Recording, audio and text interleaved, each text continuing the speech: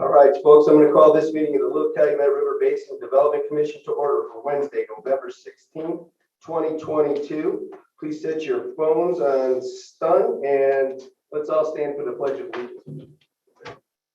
I pledge allegiance to the flag of the United States of America and to the republic for which it stands, one nation, under God, indivisible, with liberty and justice for all. Mrs. Lambert, nice to see you. Would you please call roll? Present. Tom Bezbecki. Present. Anthony Brodnick, absent. Derek Nimitz. Here. Dave Castellanos. Here. Ron Ware. Here. Robert Ochi. Here. Levon Whitaker. Present. William Baker. Here. All right, we have a quorum. Next up is the approval of minutes from October 19th, 2022. Modifications, changes, motions. What say you, gentlemen? Mr. Chairman, I'd like to make a motion to approve the minutes from October 19th of 2022. There's a motion. Is there a second? Second. Any discussion? Be there none. Mr. Wickland, are we still having a vote on everything? Yes. All right, I want a memo, please. Mrs. Lambert? Tom Bezbecki. Yes. Tom Bezbecki. Yes. Derek Nimitz. Yes. Dave Castellanos. Yes. Ron Ware. Yes. Robert Ochi. Yes. Levon Whitaker. Yes. William Baker. Yes. All right, moving right along. Next up is the chairman's report. Bill Baker's the chairman. As such, $275 million man-made flood control project that if you do not have the maintenance program done, the pictures that aren't here, did they finally dissolve? I think you're in the last. Okay. It ends up with the green pictures and you see that kind of a devastation to the community. We're far better off now than we have been before the flood of September 2008. However, we should not ever forget why we're here and why we're doing what we do, because if you don't try to manage Mother Nature, something like what we see in 2008 is what's going to happen. Now, this is a Mother Nature thing. If we get 10 gallons of water for a 5-gallon bucket, we're going to have some issues. However, we're far better prepared. We have the communities all engaged in what we're trying to accomplish. And I think if there is ever a project or a group that is the cornerstone of what should happen in a community, this one's it. The economic development component of saving $4 million every year by not having, mandatory flood insurance is going to be in a perpetuity. As long as we continue to do what we do, I think we're going to be way better off. That being said, let's pay some bills. The finance report, we need the approval of the claims for November 2022, please. Mr. Chairman, I'd like to make a motion to approve the claims for November 2022 in the amount of $650,828.48. There's a motion. Is there a second? Second. And we have a second. Mr. Repay. Good evening. We'll go over some of these, and if you have any questions, I would be happy to answer them. We'll start with some of the larger ones. Area of construction, $242,582.50 for the Spring Park project. This is everything except for the payment for lighting and the payment for the shade structure that is there. Otherwise, it is ready to go and functioning. Another Dyer construction for $114,823.62. That's for the flood wall joint sealant. If you remember, that was a part that was brought up by the Corps, stating that it was deficient. We needed to seal it. That project is 50% done, meaning they needed to do 2 sides of stage 7, which runs from Columbia to Northcott. Columbia and Northcott, that's stage 7. So they've done the Munster side. They haven't done the Hammond side. And with this weather that's currently we're experiencing, I don't envision this to be taking place anytime before spring. So that's where we're at with that project. Hobart Sanitary District, a reimbursement of $52,500. That's for the Stinky Creek lateral diversion project that we agreed through the application process. We're giving town of City of Crown Point $10,000 for a reimbursement for the tree program that we have, and then we have some repairs from Hasty Construction on some of our gates, and you'll see. So start seeing the numbers or the letters that are associated with it. That's how we're instructed by the Corps now to call them by. So MU01 Holman Avenue is the first one in Munster. HA 38 is for $5,511.73, and then there's HA 19, which is Northcott Avenue, Sluice Gate 23,247. These are all gates that, you know, through our inspections, through the process of going and exercising them, they've experienced some issues, breakdown. We have to make sure we grease them properly, and we have fixed them. So those are all those types of payments, and then you know, normal first response maintenance, which is our group that we have that does the exercising and the gates and a lot of different odds and ends in the city of Gary. So they've got one for 500 as well as one for 5,700. Great Lakes Electro Maintenance for 5,700. That is our pump station maintenance contractor that takes care of all the pump stations that we control in the city of Gary. So if there's any that I missed that you'd like me to talk about, I can do that. All right, back to the board. Any questions about the dollars? Either none, there's a motion and a second. Mrs. Lambert. Tom Brzezinski, Yes. Tom Godsekki, Yes. Derek Nivett, Yes. Dave Castellanos. Yes. Ron Ware, Yes. Robert Ochi, Yes. Levon Whitaker, Yes.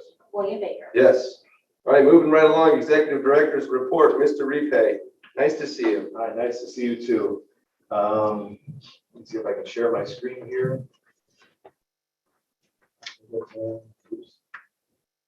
Wrong one. I'll just get to this one. I have pictures today, so it's going to be really exciting. Just so everyone has some general idea of what's going on out there, I can talk about it, but it gives it a better idea as when I'm from actually doing it. It shows a picture and Bill likes pictures. So I do. just for everyone, this is what the natural spring started like. I know Dave knows that because he shared those pictures on our radio program. That was what it was initially. Am I looking at it again? I'm sorry. We're looking at the natural spring that's located about 3,600 Look what I'm blocks looking at. of. That's the natural spring. Well, that is a nature spring. Yeah, it says I'm sharing. Why am I not sharing the right one? Yeah, Good thing that's the only thing that popped up. exactly right. Come on. Hey. All right, well, let's see how I guess I'm stopped sharing. There's a leak in the dike. Hello. Let's see. How about now? What do you got now? Nothing. Let's give it time. There we go. Right. All right. All right. Once again, thank you for not having the wrong thing pop up here. So anyways, the natural spring, this is the large concrete block with the PVC pipe that's coming out with the good old pallet that's holding there. And that's how people normally would go get their water from the natural spring. Another picture up close and personal of the fine PVC pipe of the discharge. And I will show you through the progress. Yeah, I got this, Bill. Watch this. Look, I got, oh, it doesn't even work yet. Well, there, it doesn't even show up on the screen. That's even terrible. So much for the Office Depot. Doesn't work for the schools. So now this is what we're looking at now. So you see the head wall, the concrete head wall with the water in the distance, with the bollards. You see the stone that's there for people to rest, sit, hang out, store their water. This is the approach. This is a closer version. In the background is actually Chase Street itself. You can see that they had just planted the grass out of those pictures. A little bit further back, you're looking to the northeast from that point of view. And then this is what it looked like last Friday. In the background is our mitigation site that we have a motion from NCAP to deal with and to maintain going forward. So this should all work together with the natural spring as well as the mitigation. We'll move on to pictures. This is an interesting picture. We're looking down at the Grant West trash rack, if you believe that or not. You can see at the very bottom where the little white scaly things are. Those are the older environmental booms, that's what I call them, to trap things from falling out. Well, somehow, some way, someone let those booms into the sewers on Grant Street, made it to our trash rack, and blocked them up. And so you can see it even made it over the top layer. If you see that little catwalk up on top, That's the area that we sort of monitor the pumps. Down below is actually the well. So those booms have made it all over and sort of caused a little bit of disruption at that pump station. We actually pulled the pump at that location that wasn't working. Another example of how high that water got and where those booms ended up. So just to give you just brief explanation of the Grant West pump station. This is what you're looking at the Hart ditch stabilization project that we speak of. And this is coming or taking a picture from the east looking to the west. What town are we in? We're in Munster now, sorry, Okay. we switched towns. So we jumped out of the inside of the, You jumped- pump to the hard ditch. I Okay, told got you it. it was a crude picture I'm with display. You will see, or you can see, I can show you. I'll actually get up here. Here's the discharge here. You see on the far right underneath the recycling container, the discharge for their sump pump. They messed that up. And then you also see here's a discharge used for the street. That's actually where the stormwater comes out. You can see no riprap around there. And the picture doesn't do it as much justice as it could, but there's all kinds of erosion in this area. So you see this little black PVC pipe, or not PVC, but the like, what do you call it? I don't know. The thing that you have the extension for your gutters. So they have it extended out into the river and it's causing even more erosion on the ditch, which is causing the whole place to really. Is that Munster? That is Munster. That is actually in the Twin Creek subdivision. So I'm looking from White Oak Park into Twin Creek. This is further Just south of 45th. Yeah, this is further evidence. So you see there's a cottonwood tree with basically no root system to it that is rotted away, and it's a matter of time. More evidence you see on the far right of your screen how it's almost a direct fall off from that. You also see the extension that's causing some erosion in that area. So when we go in there and fix it, those extensions will be draining to rock. The outfall for the stormwater will be built up through a head wall so that we don't have to go visit this again. And this is a cause for a lot of the disruption that we see with sediment down by Kennedy Avenue. These are before pictures, right? Before pictures. Yeah, this is taken about a week and a half ago, Okay. before the stuff. Jody, will you help, please, that as this project moves forward, that there's a note to go to that same location and take a picture after it's finished? She will remind me. We are moving now to Deep River. That is sort of an indication of a pile of the amount of trees that have come out of Deep River from 51st Avenue as it sort of winds its way around by Veterans Park, just to the south of Ridge Road.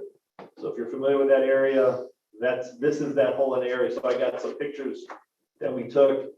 That is a tire and a rim that came from, I forgot what vehicle they said. It was a 1925 vehicle.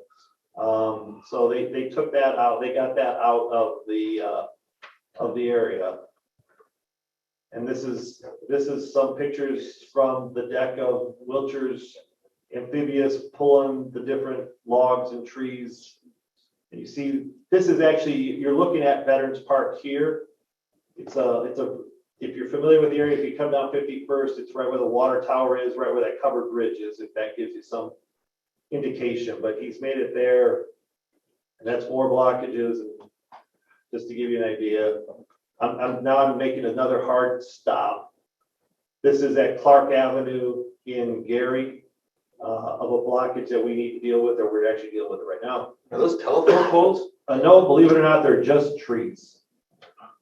So we're gonna in the process of removing these this week. It seems as though like that one rain event that happened 2-3 weeks ago really set some things free, and now it's collected at this bridge, and so we have to deal with it before the winter time. Just a different angle down at it, and just so we make sure that the water is. When's the last time you've had to go with the scooper at that bridge? At that one, it's Yeah. probably been a few years, 2 or 3 years, because it's normally not one of our biggest pinch points. Our biggest pinch point is Oh, usually at the train tracks at Burr Street is one of the larger ones, and we did that about 2 years ago. So these have come probably from Klein, I would assume, ish. They don't have a destination on them or a mark on them, so I'm just assuming. That is it for the picture presentation.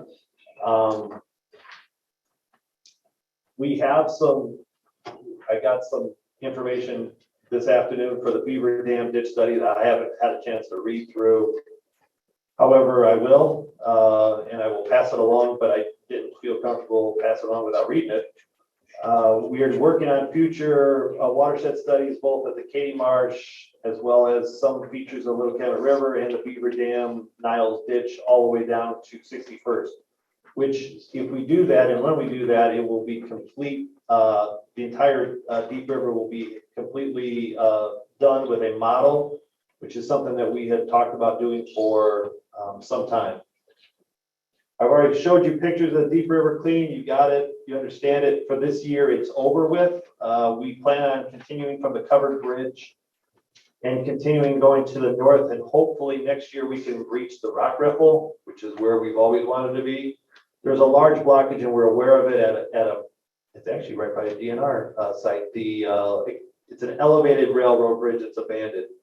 It is a lot of stuff by extremely remote, but Wait, is this the first time that we've hit that particular abandoned railroad bridge? correct. We started at Ridge Road in Hobart. Wait, I want to stay on the Yes. abandoned railroad bridge. So why are we still dealing with the maintenance of the old bridge that creates a blockage? Is there any way we could start moving the process of taking this thing down?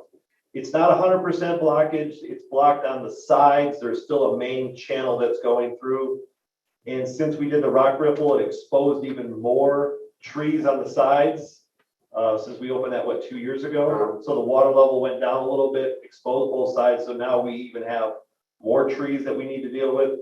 The plan is to go downstream. So if we cut it or it opens up or it frees itself, it goes downstream and we'll catch it down there as opposed to working upstream. Okay, let me ask it another way.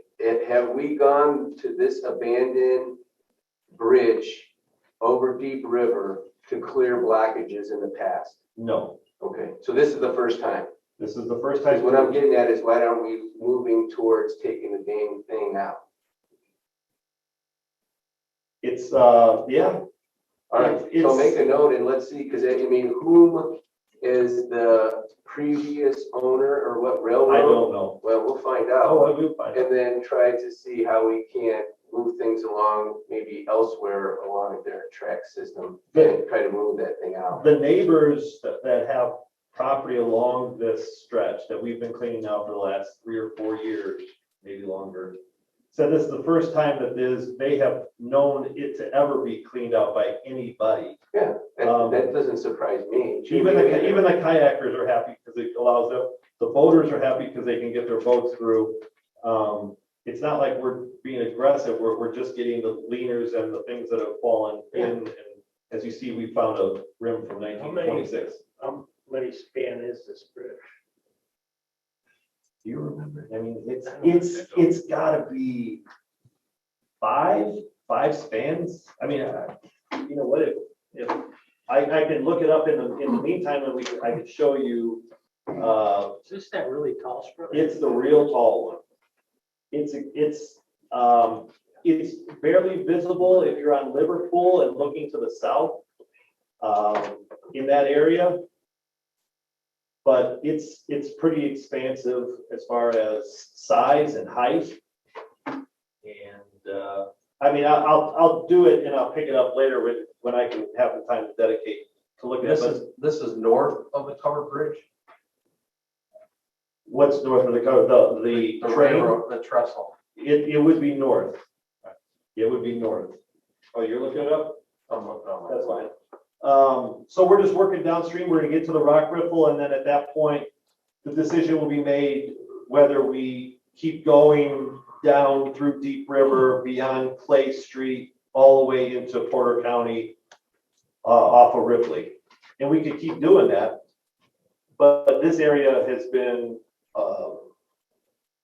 well documented as having a lot of blockages, a lot of trouble, a lot of dead trees that have fallen down. And you see it, we've got a lot of good cooperation from the county. The county brought their entire highway department over to get that pile.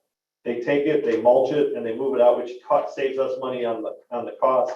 Lake Station has helped us with some access through the parks and through other public properties that they have.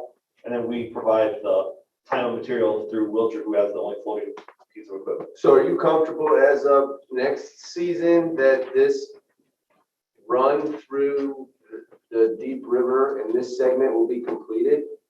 All the way down to the dam or rock ripple? Yeah, Yes. because my next question is, where does it daylight? Because it ends up going in the Burns Ditch somewhere just on the north side of the expressway, right? Right by 49. Right. Yep. So that the You're question, stopping at right at the rock. we're gonna stop at the rock ripple until you tell us if you want me to keep going, we'll keep going. But and Tom asked if we could drone it, and I think we can. I think now is a good time to do it because all the leaves are down. And you can see how clean it is. Now, I'm certain that some trees have fallen in the meantime, because we've been there, but it's not like it used to be, and we've only, as I said, gotten good reviews from the residents that are in the backyard. These are the before and after pictures that last far beyond the work, so that's just an FYI. So, Sowerman Woods is going, just starting, they're starting to dig. I'm planning on going out there before Thanksgiving. You guys have already seen the Calumet ditch study as far as what they're recommending. Of course, we're gonna wait till a high water event before, we see and make sure that we're making an accurate solution. And then, as I told you about the Grand Street pump stations, you've seen it. One of those booms must have caused some issues with pump one. Pump one went down, so we decided that we pulled pump one. So that's out of service currently. There's 2 backups that we are working on. It's a good time to do it during the winter time. We have a brand new sump pump going in there tomorrow at 11. And we plan on going, just because if we can cycle it through, we can get through 1, 2, and 3 all during the winter time, just to make sure that they're greased, the impellers are working, the wiring's wound properly, and then start probably on First Street. How long did the sump pump that you just replaced last? 12 years, because I've been here for 12 years. I've never replaced it. Is that the only one you haven't replaced as it relates to sump pumps? On that station? No, in all stations. No, Burr Street went out before. Burr North has gone out before.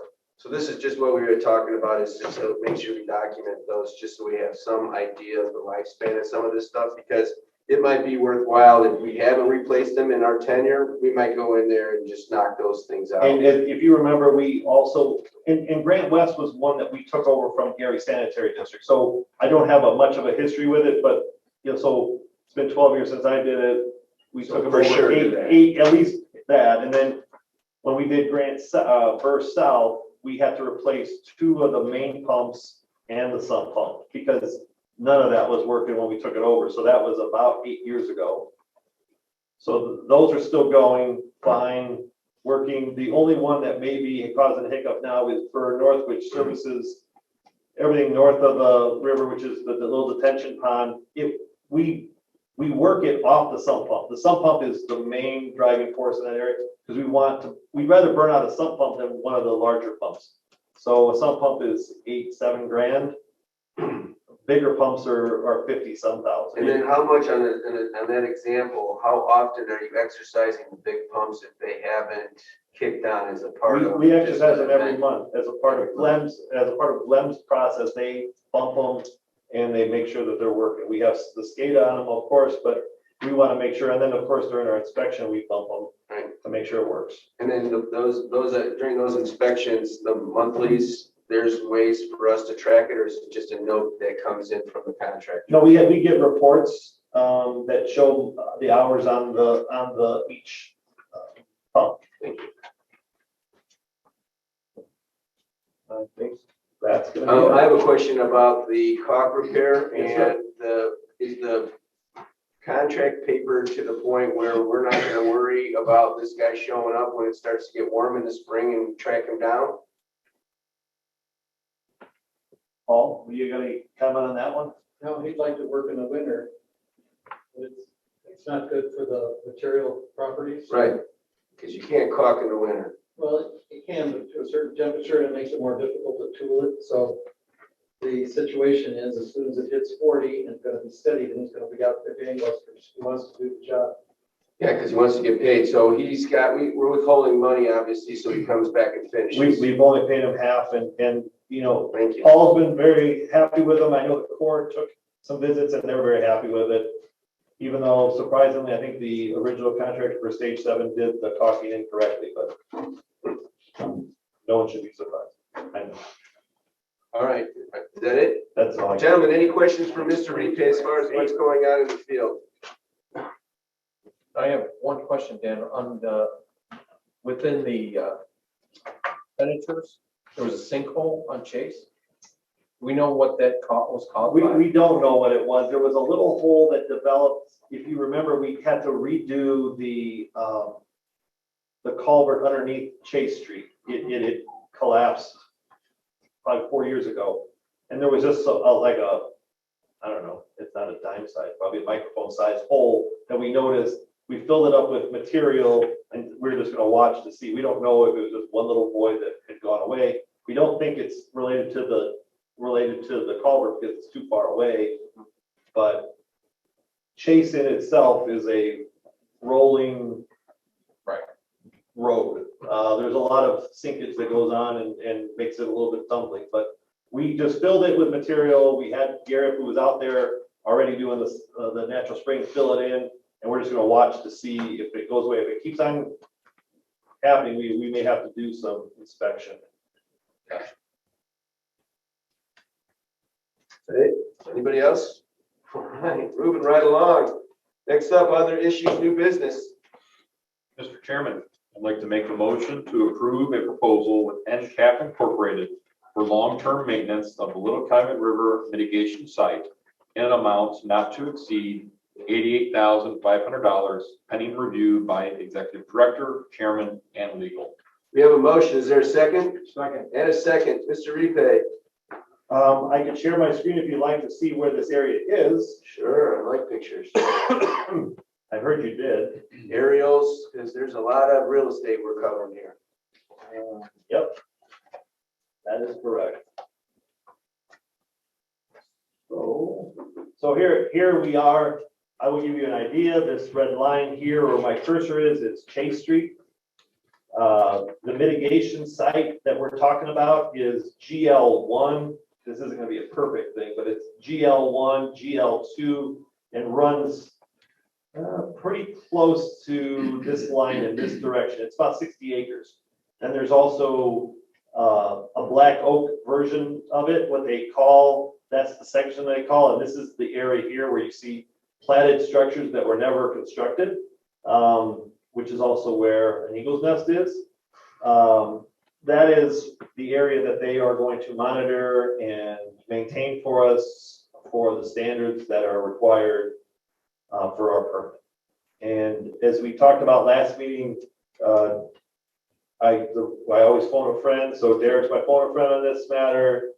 The only issue that he brought up and that I brought up to NCAP was, you know, they're not going to be able to do open burns because Gary has a, I don't know what you call it, a moratorium on open burning, but there, NCAP said we notify 911 and we handle what we need to handle. So that's how they're going to address making sure that it's maintained. NCAP was also the contractor that was hired. They're the most familiar with this project. Thank you. Any questions? All right, motion in a second. Mrs. Lambert. Tom Roszinski, Yes. Tom Gosecki, Yes. Derek Minutes, Yes.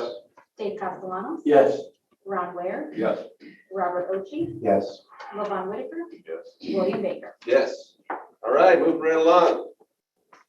Mr. Chair, I'd like to make a motion to approve a joint funding agreement with the U.S. Geological Survey for the operation and maintenance of 3 water quality stream gauges during the periods of October 1st, 2022 over into September 30th of 2023. The combined not to exceed agreement amount is $15,330. with the Little Cal River Basin Development Commission contributing $10,665 of that amount, and USGS contributing $4,665, pending review by the executive director, chairman, and legal. There's a motion. Is there a second? Second. Mr. Repay, USGS. They provide our gauges for height. Right. A few years ago, they approached us because they had some money available, excuse me, that they could gauge the temperature of the river for environmental purposes. They have now asked us to fund a couple of those, maintain funding. We are funding them currently. They're asking us to extend for their fiscal year, which is September 30th or October 1st, September 30th. And we have 3 gauges that we are asking for funding for. I have one question. Are we comfortable with the number of locations along the system as it relates to height flow? As opposed to doing new ones now for temperature? I'm just curious as to whether we're okay with the Yeah. number that we currently have. These aren't new, they're just attached to the existing ones that we have for height. So it's just like an add-on. It's Okay. like you want heated seats or electric. But we're power. done with the height location. We have pretty enough. much. Okay. We have enough for height, I believe. And Right. yeah, That's my question. Any other questions or discussions on this one? Either not, Mrs. Lambert. Tom Roslinski, Yes. Tom Bestaki, Yes. Derek Nivitz, Yes. Dave Castellanos, yes. Ron Ware, Yes. Robert Ochi, Yes. Levon Whitaker, Yes. William Baker. Yes. All right, moving right along. Mr. Chairman, I'd like to make a motion to approve the town of Maryville's Hayes Farm Drainage Improvement Watershed application for engineering and planning in the amount not to exceed $23,425, pending review by the executive director, chairman, legal, and then final execution of an interlocal agreement. There's a motion. Is there a second? Second. And a second. Mr. Repay. Just really briefly is this will help solve some farm issues in the town of Maryville. And the property owners are on board with this to help fix this drainage problem. So this is a watershed application. Correct. Thank you. Yes. Any other comments, discussion? Either none, Mrs. Lambert. Tom Roslinski, Yes. Tom Bestaki, Yes. Derek Nivitz, Yes. Dave Castellanos, Yes. Ron Ware, Yes. Robert Ochi, Yes. Levon Whitaker, Yes. William Baker. Yes, ma'am. Moving right along. Mr. Chairman, I'd like to make a motion to approve the town of Sherrville Sunset Boulevard Detention Watershed application in the amount of $340,000, pending review by the executive director, chairman, legal, and final execution of an interlocal agreement. There's a motion. Is there a second? Second. And a second. Mr. Repay.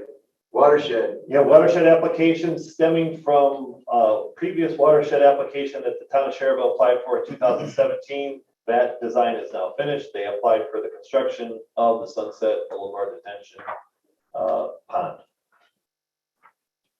This is holding back water, right? Yes. Thank you. Detention. All right.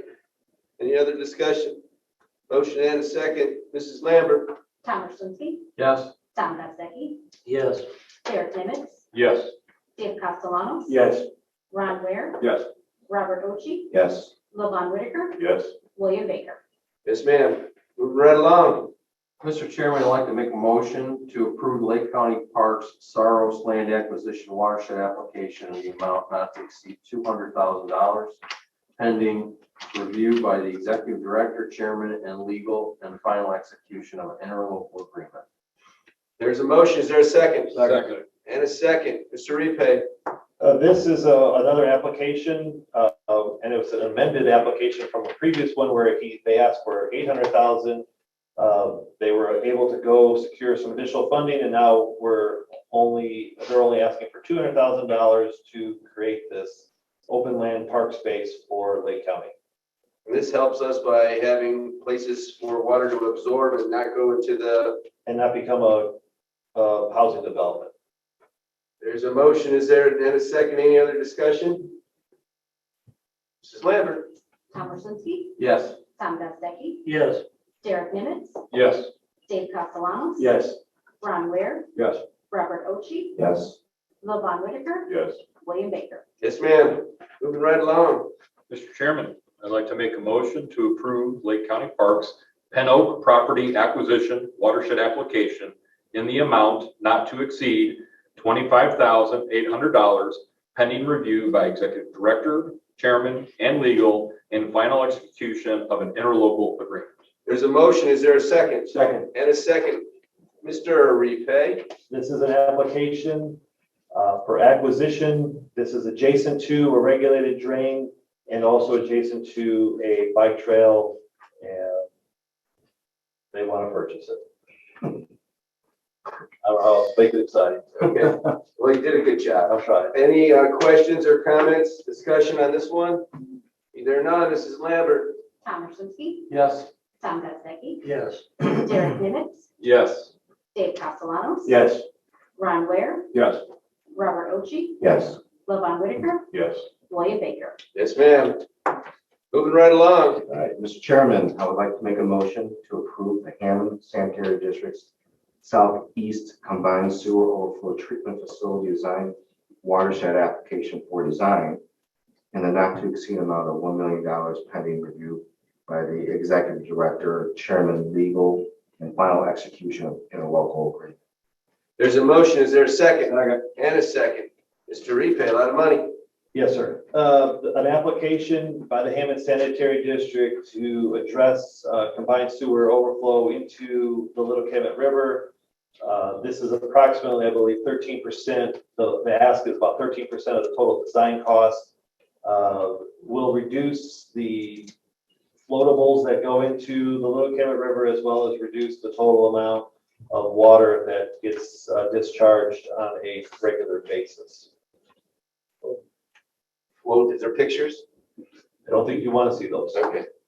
All right, any discussion with regards to this? This is basically having to do, correct me if I'm wrong, Mr. Repay, pump stations and anything over approximately a quarter inch of rain, you start seeing overflow from these pump stations of, what did you call them? Floatables. Floatables directly into the river. And this is going to be the design to help alleviate that, which sounds like a good thing. Which will also eventually help the town of Highland and Griffith and Hammond. It's a large project. That sounds like. Any questions, comments on this one? Either none. Mrs. Lambert. Tom Rusinski, Yes. Tom Gostecki, Yes. Derek Nimitz, Yes. Dave Castellanos. Yes. Ron Ware, Yes. Robert Ochi, Yes. Levon Whitaker, Yes, Dave. William Baker. Yes, ma'am. All right, moving right along. Next up is statements to the board from the floor. If you'd like to help us, please come up to the microphone, state your name and address for the record. Let's go. Y'all drove here in the snow. Yes, sir. I had a friendly face. Hello, gentlemen. Good evening. Tom Silich, over trustee for about 6 more weeks. Just wanted to thank you for all your help through the years here. And Mr. Repay, we did some good things there. And the bridge you're talking about, it's about a 100-year-old bridge. It's riveted there in Deep River. Might be a thing for historical people if they're interested, to take it down. But I just want to say thank you for everything you did for me. Like I said, I'm cutting grass on a golf course now on a 0-turn. So I'm going to go a different route, retire at the end of the year, and just want to stop and say thank you. Happy holidays. Coming up. And you know where I'm at if you need me. Thank you. Thank you, Tom. Anybody else? Going once? We check if there's anyone online. Does anyone online want to make a comment? Going twice? And pushing the record again. All right, go down the line. Mr. Ware, anything to say, comment? No, just wish everyone a happy Thanksgiving and enjoy the time spent with family. So Whitaker, Same, as Commissioner Ware stated, best wishes for everyone during this time of the year. It's a good time to be a part of this, with family and friends, and hopefully, kind of take a little bit of a load off in preparation for our task at the end of next year. Thanking everyone as they came out as well, present and online. And we've had kind of a rough year, a bumpy year. We're sort of rounding it out here. And in preparation for our 2023 project. So stay tuned. Hopefully we can navigate a little bit more in the 2023 calendar year to some other communities. And that's about all. Thank you. Mr. Wishlinski, Nothing to add. Mr. Gusdaggy. I'd like to wish everybody a happy Thanksgiving. Thank those who took the time to come out. Congratulations, Tom, on your retirement. Wish you the best. Thank you for those that participated online, and looking forward to final completion and closeout of this project, hopefully within around a 6-month period, given the timeline that I think the Corps has presented to us. And that'll be a happy day. Thank you.